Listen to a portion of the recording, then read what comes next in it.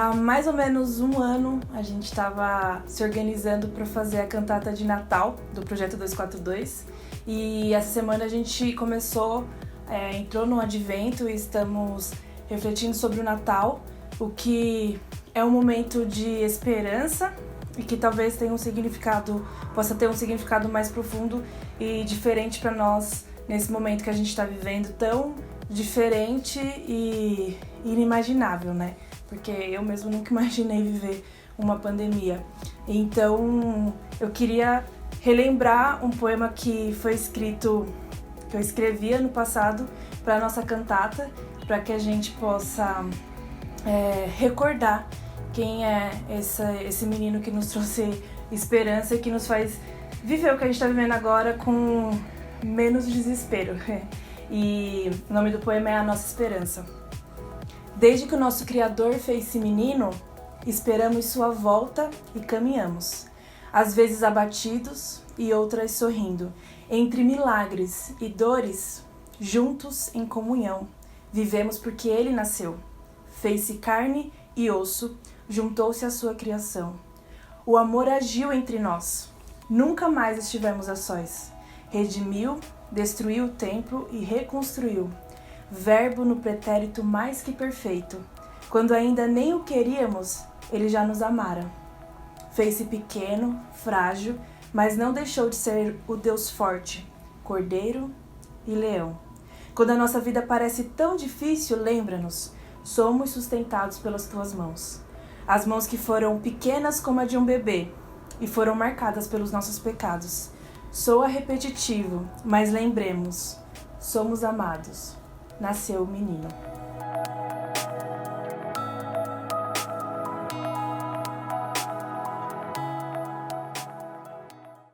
Bom dia! E hoje a gente começa mais uma série. A gente vai falar agora sobre o Advento. E é um ponto tão importante para nós, cristãos, porque a gente sabe que Ele é o centro da história, que é Ele que vem nos orientar, é Ele que vem nos salvar. E é um prazer a gente poder estar aqui mais um domingo, então eu espero que você esteja pronto e que você esteja pronta para que a gente ouça mais, aprenda mais e siga melhor a esse que é o nosso Mestre. A gente vai orar agradecendo a Deus. Pai, nós te agradecemos, Pai, pela forma como o Senhor fala com a gente, nós te agradecemos porque a gente pode estar aqui mais uma vez, mais um dia. Te agradecemos por essa oportunidade tão grande da gente ouvir da Tua Palavra, da gente poder cantar para Ti. A gente te agradece, Deus, porque nós precisamos te adorar, a gente precisa te louvar, Deus, e é tão bom a gente poder fazer isso, e a gente te agradece. Fala com cada um de nós pela tua bondade, o Senhor conhece cada um, o Senhor conhece onde cada um está na sua vida, nesse momento, então pela tua bondade, nos orienta e fala conosco. A gente quer te ouvir, Pai, em nome de Jesus. Amém. É isso aí, que Deus fale forte com você e que você esteja pronto, porque Ele quer falar contigo. Então vamos lá. Vamos curtir esse momento, vamos poder louvar a Deus e ouvir mais da sua palavra. Deus te abençoe.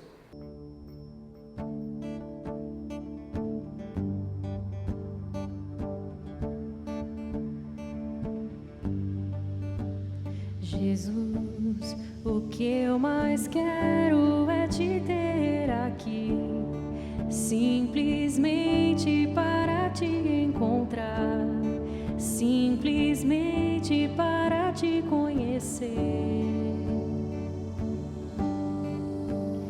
Eu sei, estar contigo é o que eu mais quero pra mim. Sempre ao teu lado é onde eu quero ficar e ver teu reino em meu mundo crescer. As cores do céu não se igualam a ti, nem todo o universo é maior que o teu infinito amor.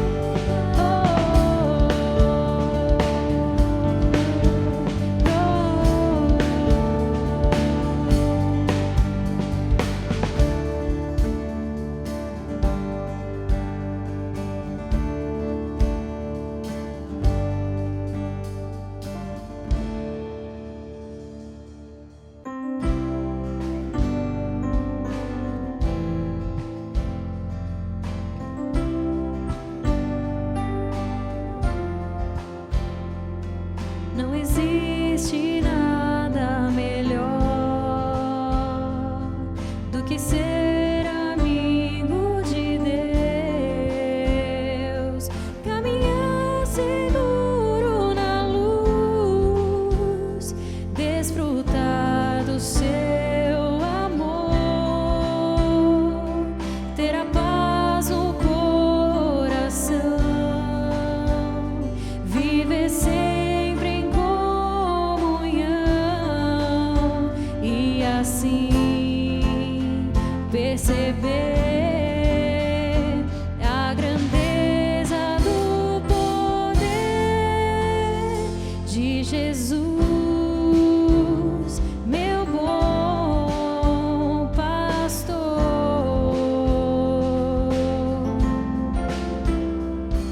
Não existe nada melhor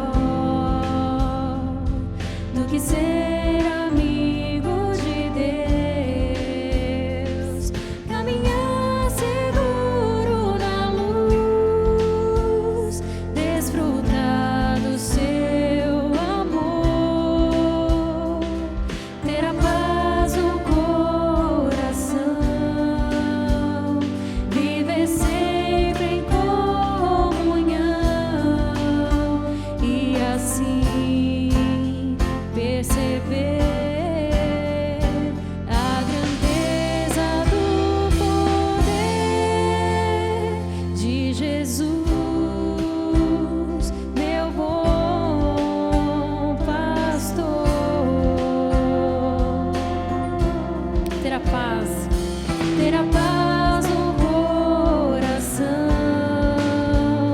viver sempre em comunhão e assim perceber a grandeza do poder de Jesus, meu bom pastor, de Jesus, meu bom pastor, de Jesus, meu bom pastor.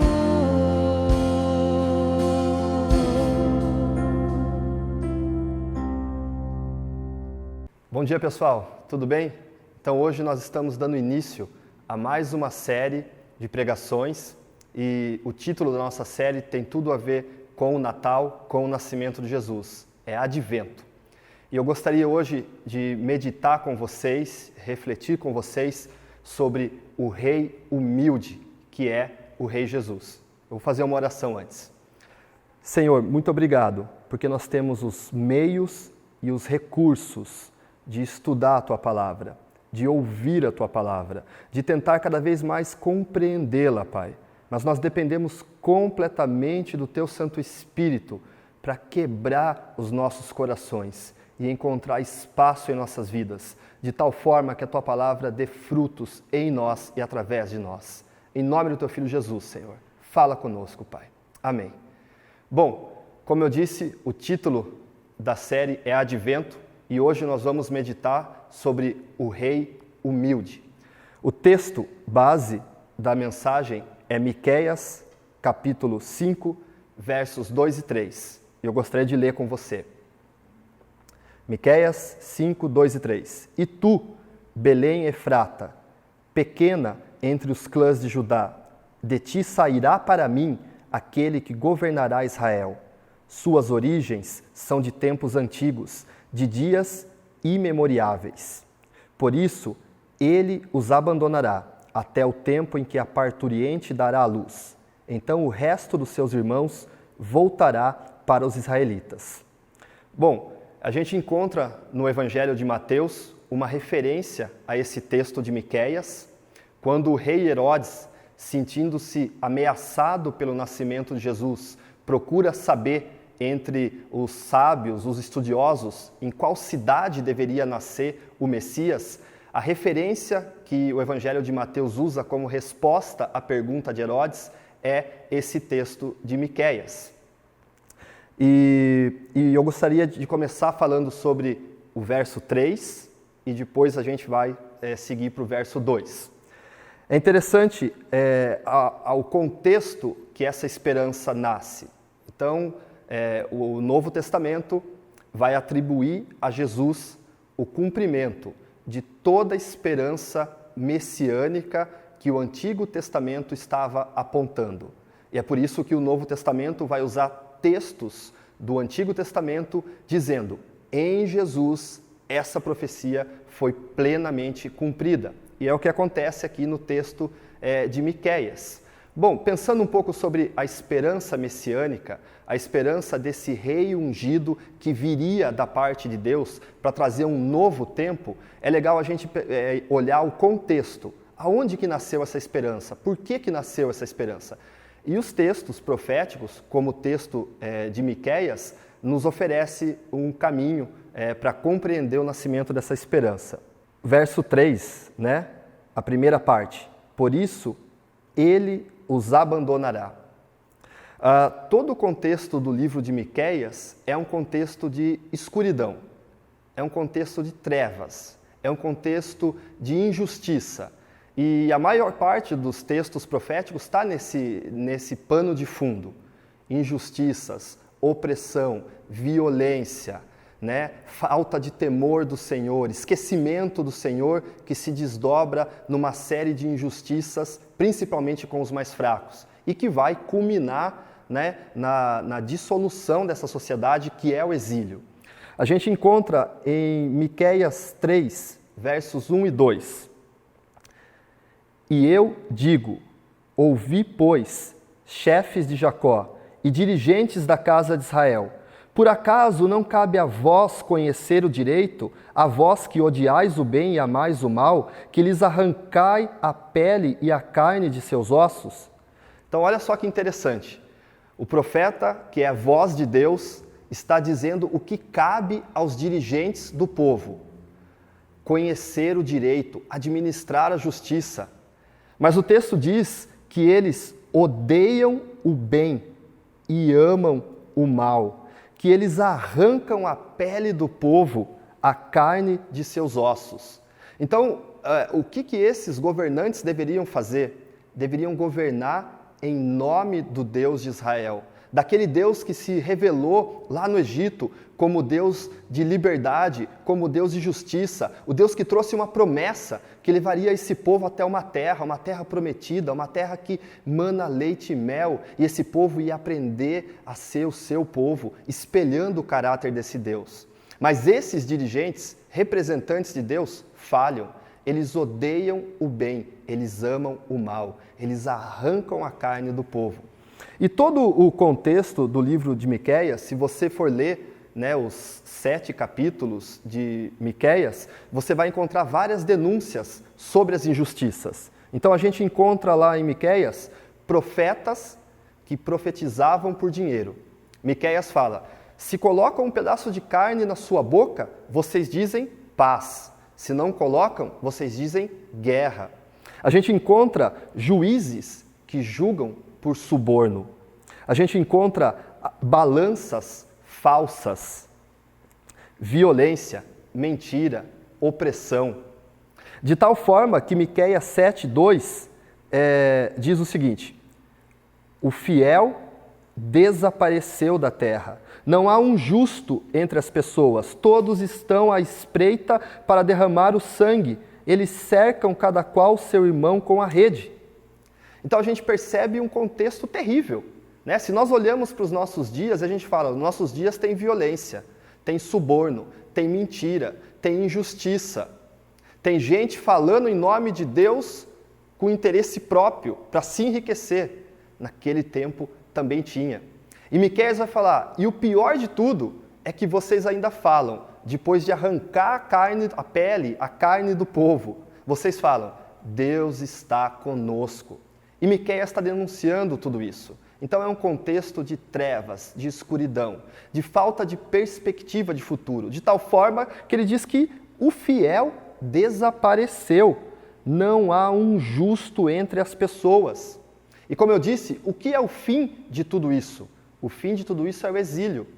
É a dissolução, desintegração dessa sociedade, até que eles perdem a terra, porque não fazia mais sentido estar na terra prometida se eles não viviam o ideal de Deus para suas vidas. E o ideal de Deus era uma vida de paz, de justiça, de igualdade, de fraternidade. Pois aqui diz que cada qual cerca o seu irmão com a rede. O seu irmão.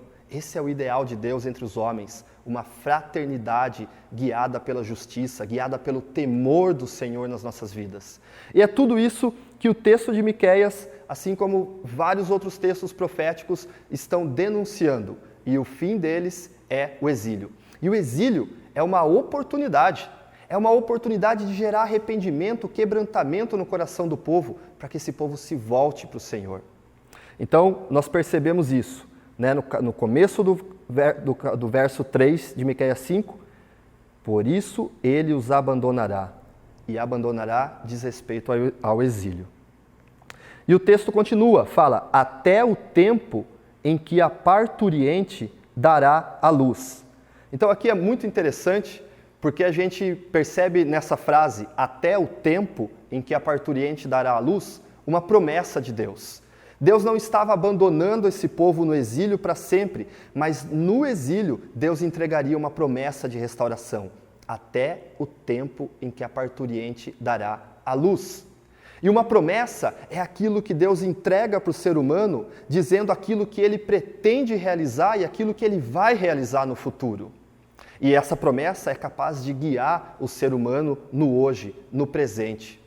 É forte ver isso também na Bíblia, e você vai perceber isso nos textos proféticos, você vai perceber isso nos textos apocalípticos, como Deus determina os tempos. Ele é o Senhor da história, e Ele determina os tempos e os momentos que os acontecimentos devem se seguir, devem acontecer. Então, até o tempo em que a parturiente dará a luz.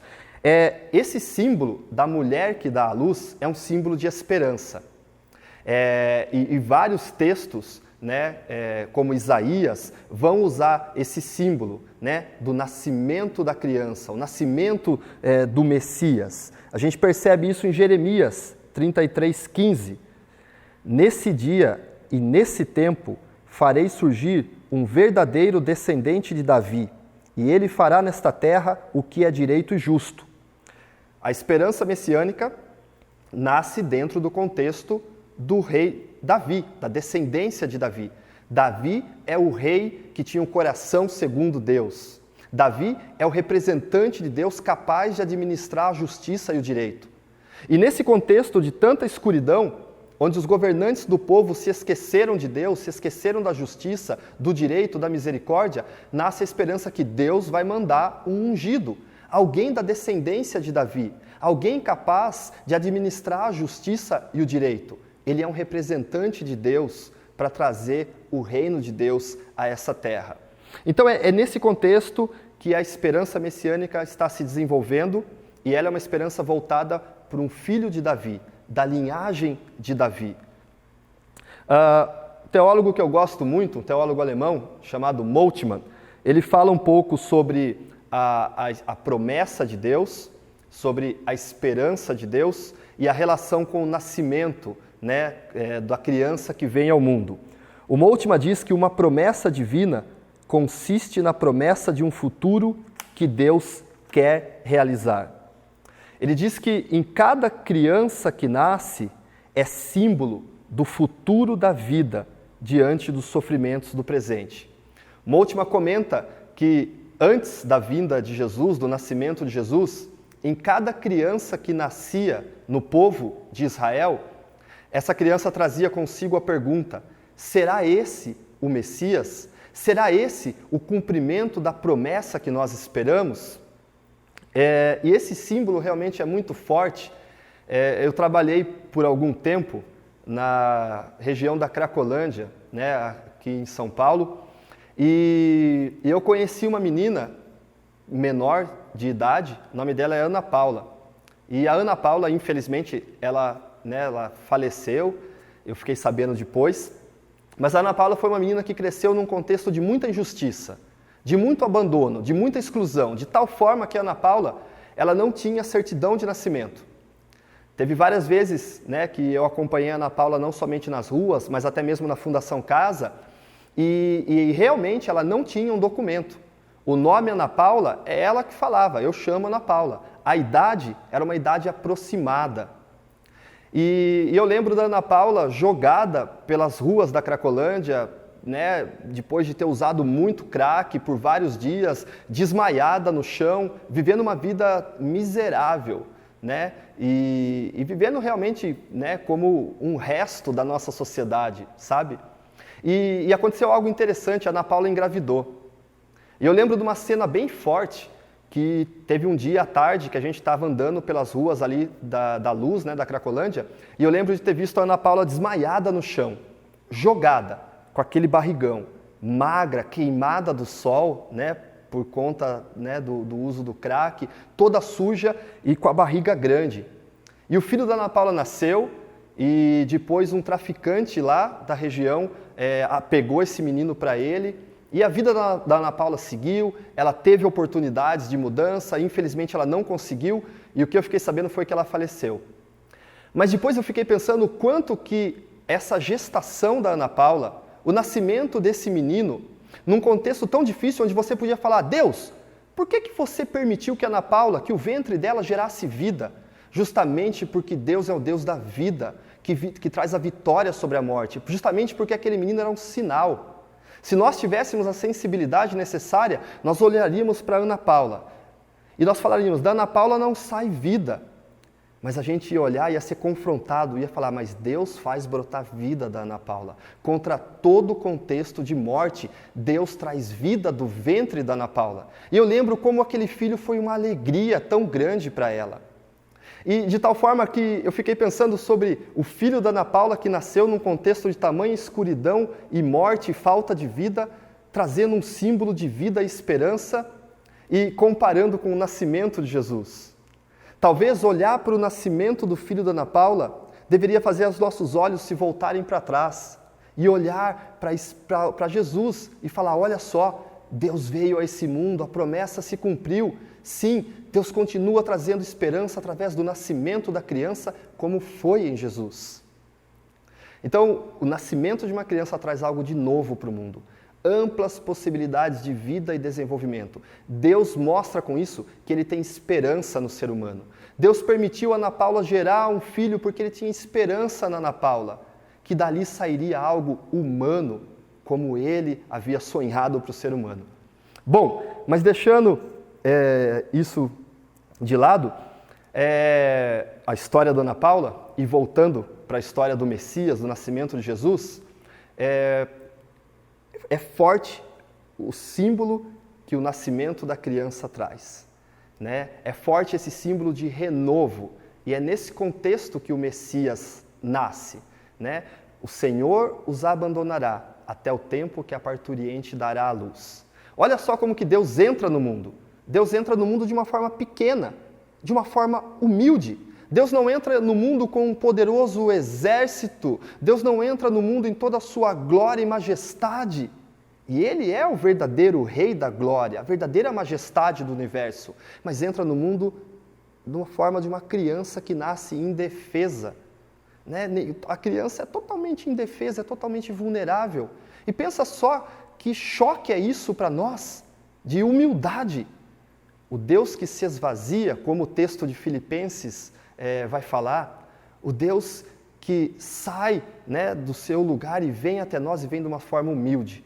E esse é um símbolo que constantemente os profetas vão usar. A criança que nasce, a criança messiânica que vem ao mundo.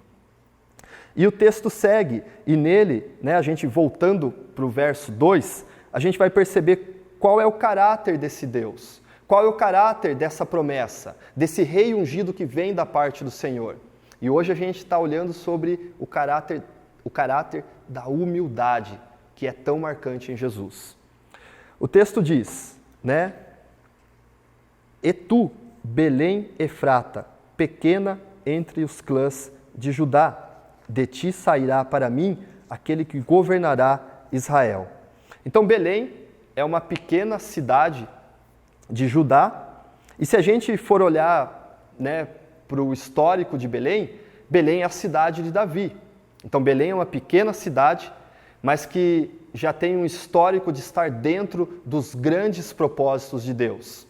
Se a gente olha para 1 Samuel 16, a gente encontra a história quando Samuel vai ungir um dos filhos de Jessé. Samuel vai ungir Davi como futuro rei no lugar de Saul. E é legal esse texto porque mostra justamente essa humildade do rei escolhido por Deus. Belém é uma pequena cidade. Quando Samuel chega na casa de Jessé, todos os seus filhos estão lá, menos Davi, que era o menor. A palavra para descrever menor no hebraico também pode significar insignificante, pequeno, jovem. Davi não está ali com os seus irmãos para ser escolhido por Samuel. Davi está no campo, tomando conta dos rebanhos. De tal forma que Deus diz para Samuel, em 1 Samuel 16, 7, não se trata daquilo que veem os homens, pois eles veem apenas com os olhos, mas o Senhor olha o coração. E daí Samuel manda chamar Davi, e Davi é ungido ali como futuro rei de Israel. Então, no seu histórico, Belém, o rei Davi, do qual o Messias é descendente, é um histórico de humildade, de Deus escolhendo o pequeno, de Deus não olhando a aparência, mas o coração daquele que é capaz de ser o seu representante, representante da sua justiça, do direito, da misericórdia, do teu reino. E o texto diz, de ti sairá para mim aquele que governará Israel. Então é interessante que esse rei não governa para si próprio, esse rei governa para Deus, em nome de Deus, ele é instrumento de Deus. O Sandro falou na semana passada um pouco sobre a humildade e como a humildade diz respeito a você pensar mais nos outros do que em você. E eu diria que a humildade é você ter um conceito equilibrado a respeito de você mesmo.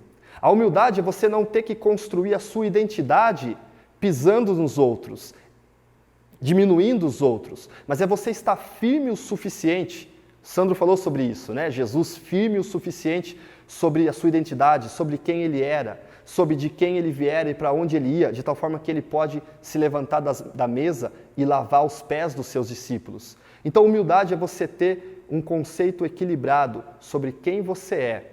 Humildade é você pensar mais nos outros do que em você mesmo. E esse rei que vem da parte de Deus é um rei humilde, que sai da parte de Deus para governar em seu nome. Eu gosto muito do texto de Isaías 11, dos versos 1 ao verso 10, onde nós encontramos a descrição de como será esse rei, quais as características que esse ungido da parte de Deus tem. E o texto nos diz o seguinte, Isaías 11, 1 a 10, um ramo sairá do tronco de Jessé. Então, mostrando, é da descendência de Davi, da família de Jessé que vem. E Isaías também está num contexto de escuridão e falta de perspectiva, de injustiça, de desolação. E a esperança está brotando ali, desse ramo que irá sair do tronco de Jessé. Sobre ele, verso 2, repousará o Espírito do Senhor. Então essa é uma característica. Ele pode governar em nome do Senhor porque ele está cheio, pleno do Espírito do Senhor. No temor do Senhor estará a sua inspiração. Então ele será um agente humano, um agente de Deus que pauta a sua vida no temor do Senhor. Então por isso nós podemos confiar nele, porque é no temor de Deus que está a sua inspiração. Ele não dará sentença apenas por ouvir dizer, verso 4, antes julgará os fracos com justiça, pronunciará sentenças em favor dos pobres. Ele tem um olhar de misericórdia para aqueles que são mais fracos e vulneráveis. Verso 5, a justiça será o cinto dos seus lombos e a fidelidade o cinto dos seus rins. E a partir do verso 6 ele passa a descrever um estado de plenitude, de paz, consequência dessa justiça, consequência desse direito. Verso 6, então o lobo morará com o cordeiro e o leopardo se deitará com o cabrito. O bezerro e o leãozinho e o gordo novilho andarão juntos, e um menino pequeno os guiará. A vaca e o urso pastarão juntos, juntas se deitarão as suas crias. Verso 8. A criança de peito poderá brincar junto à cova da víbora. A criança pequena porá a mão na cova da víbora. Ninguém fará mal nem destruição em todo o meu santo monte, porque a terra ficará cheia do conhecimento do Senhor. Verso 10. Naquele dia, a raiz de Jessé, que se ergue como um sinal para os povos, será procurada pelas nações, e a sua morada se cobrirá de glória. Então o Messias, que vem da parte de Deus, que tem a justiça como um cinto, dos seus lombos, ele pode estabelecer aquilo que a nossa sociedade tem tanta dificuldade, a paz e a unidade. Era uma esperança, a peregrinação das nações até o Messias, para aprenderem com ele como deveriam viver. Então essa esperança é uma esperança que extrapola o reino de Israel. E em Jesus ela se cumpre plenamente. Jesus vem não só como o Messias de Israel, mas ele vem como o rei ungido da parte do Senhor para todos os povos. E é na luz do seu reino que nós podemos aprender a viver. E nós, igreja, como teu povo, devemos viver em antecipação aquele reino vindouro que um dia será pleno na sua volta. Jesus é esse rei humilde o suficiente para pensar nos fracos e nos pobres, humilde o suficiente para cumprir a vontade de Deus. Ele é um rei humilde, o rei humilde que abriu mão da sua majestade e veio na forma de uma criança, na promessa da criança messiânica. E esse rei humilde, hoje, faz um convite para mim e para você. Porque você pode falar, mas o que mudou?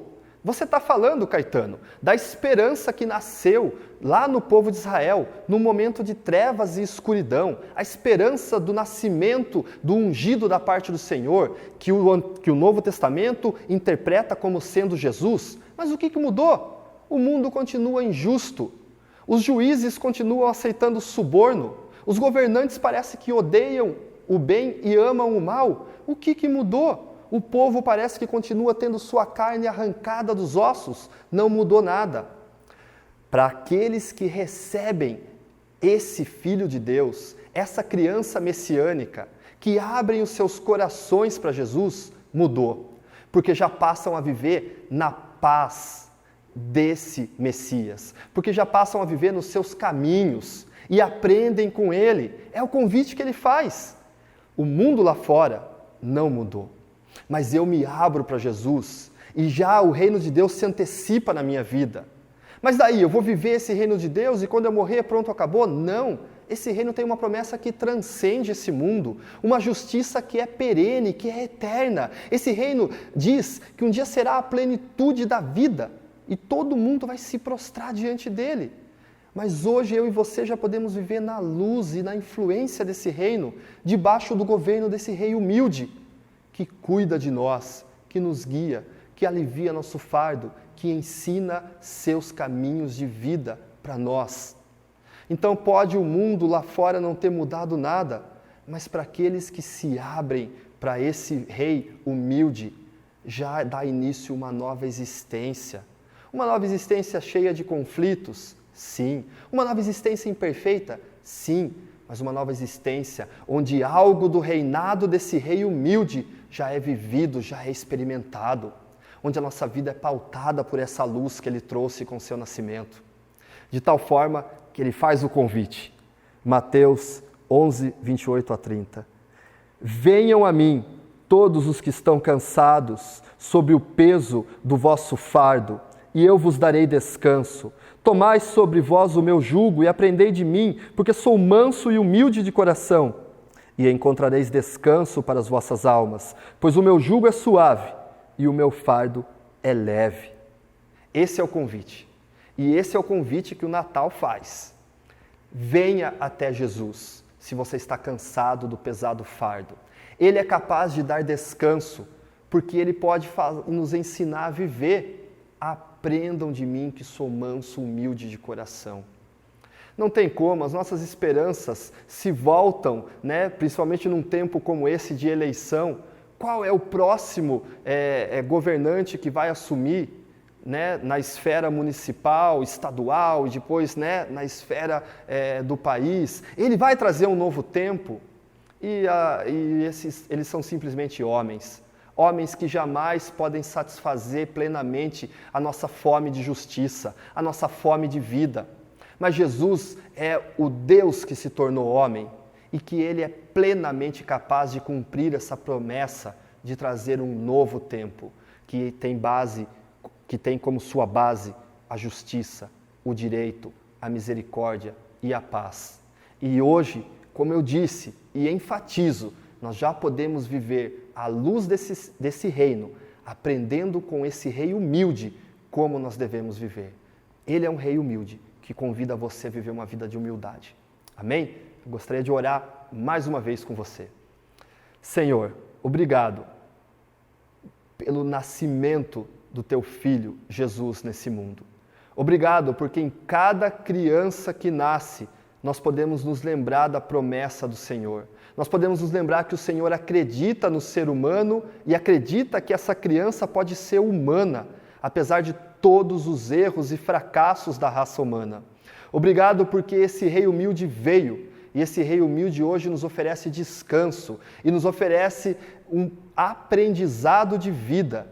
Aprendam de mim, porque sou manso e humilde de coração. E nos oferece uma esperança maior do que todas as coisas que esse mundo pode oferecer. Nos oferece a esperança de um reino transcendente, de uma vitória sobre a morte, de um reino eterno de paz e justiça. E nós te louvamos, Senhor, e a minha oração é para que essa palavra toque no coração de cada um que está ouvindo ela, de tal forma que o Natal não seja algo simplesmente que a gente fala mecanicamente. Natal é o nascimento de Jesus. Não, Natal é o cumprimento no nascimento de Jesus, da promessa de vida, daquilo que Deus quer realizar e certamente tem realizado e realizará um dia plenamente para a raça humana, para todo mundo. Em nome do Teu Filho Jesus, Senhor, eu te louvo. Amém. É isso aí, pessoal. Eu desejo para você um ótimo domingo e que essa palavra encontre espaço no teu coração. Até mais.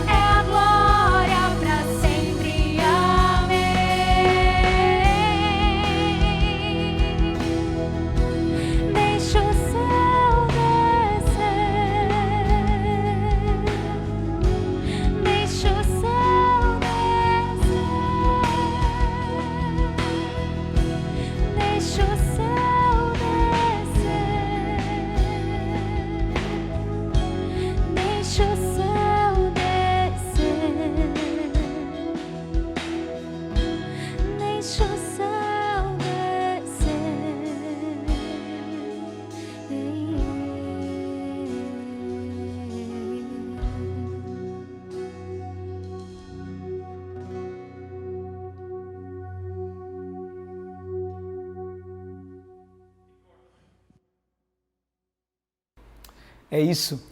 Que bênção a gente poder ter esse rei humilde, esse que a gente adora. Ele não é um rei como outros reis, mas ele é, como foi dito, esse nosso rei humilde. E que bênção isso. E eu espero que Deus tenha falado muito com você. Eu acredito realmente que se você chegou até aqui, Ele tem alguma coisa para você e para a sua vida. Confia nele. Esteja pronto para seguir esse rei humilde, porque com certeza Ele vai revolucionar a tua vida. Se Deus falou contigo, a gente tem aqui o QR Code aqui embaixo, aponta o teu telefone para cá, entra em contato contigo que vai ser um prazer a gente te ouvir. E a gente também pede, envia esse vídeo, se Deus falou contigo, envia também esse vídeo para outras pessoas, compartilha para que mais pessoas possam ouvir também essa mensagem. E é isso aí, a gente vai orar para encerrar esse momento. Pai, a gente te agradece. A gente te agradece porque nós aprendemos mais de Ti hoje e porque a gente pode caminhar mais junto ainda de Ti, sabendo quem você é, sabendo que a gente não está só, mas que você é esse Deus que nos orienta, que você é esse rei humilde, esse rei que nos ama e que nos chama para a gente te seguir. Então, Pai, toca em cada um aqui e que a gente possa realmente colocar tudo o que a gente tem aprendido em prática, para que dessa forma o mundo seja mais abençoado. Em nome de Jesus, o que nós te pedimos e agradecemos. Amém. É isso aí, um excelente domingo para você, uma excelente semana. Deus te abençoe.